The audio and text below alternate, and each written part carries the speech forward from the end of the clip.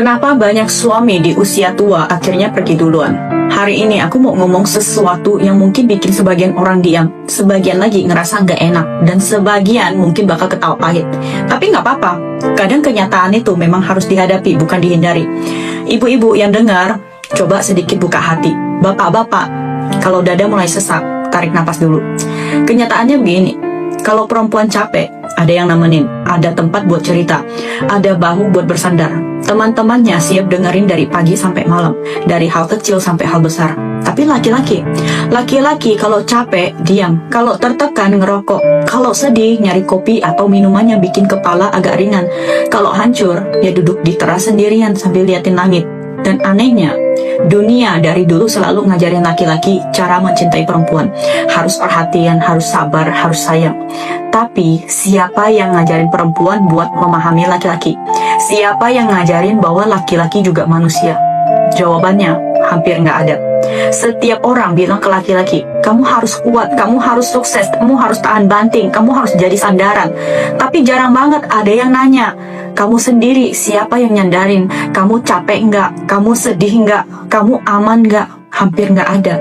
Dan lucunya, dunia penuh dengan hari-hari spesial buat perempuan. Ada hari ibu, hari perempuan, hari ulang tahun, hari kejutan kecil, hari romantis.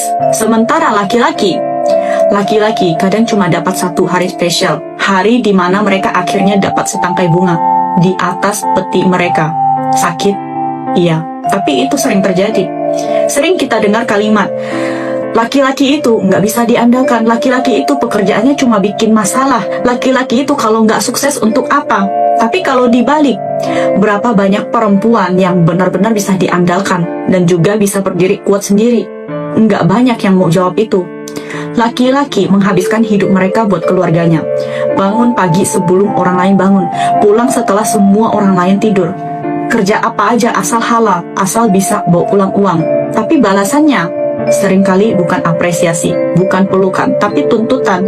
Kenapa pulang telat? Kok gajinya segini terus? Kok kamu nggak peka? Kok kamu nggak ngerti aku? Kenapa nggak bisa beli ini itu? Dan di titik itu, pelan-pelan, hati laki-laki itu mulai retak. Coba lihat sekitar. Di sore hari yang kumpul sambil ngobrol, senam, jalan-jalan, kebanyakan perempuan.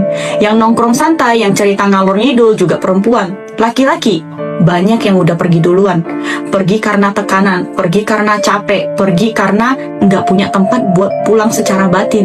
Pergi dalam keadaan nggak pernah dengar kata, kamu udah cukup.